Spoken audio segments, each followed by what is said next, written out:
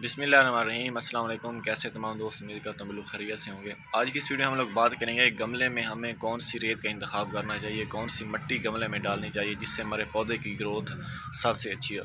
तो वो आपको मैं इधर ही बता देता हूँ कि हमें कौन कौन सी मिट्टी का इंतखाब करना चाहिए। सबसे पहले आपको एक जो भल मिट्टी होती है, मीन के में नहरों या दरियाओं की जो नरम मिट्टी होती है वो लेनी चाहिए। उसके साथ जो दूसरी मिट्टी होती है वो रेत होती है, जो ये हमारे कंस्ट्रक्शन के काम में इस्तेमाल होती है रेत। इसका फ़ायदा ये होता है कि पानी को जज़ब नहीं करती, बल्कि पानी का जल्द अज़ जल्द अखराज कर देती है। और उसके बाद जो गार्डन साइल होती है, मीन कि हमारी जो आम मिट्टी होती है रकबे की ज़मीन की, उसका इंतखाब करना है आपने। और उसके बाद चौथी चीज़ है, अगर आपके पास गली सड़ी गोबर की खाद हो या फिर उसके अलावा जो पत्तों की कंपोस्ट होता है वो हो, तो दी बेस्ट है। आप अगर आप लोग इन चारों चीज़ों को मिक्स कर लेंगे और एक गमले में डाल देंगे और पौधा को लगा देंगे तो आपका पौधा बहुत जल्द ग्रोथ करेगा और उसके सूखने के चांसेस बिल्कुल ख़त्म हो जाएंगे।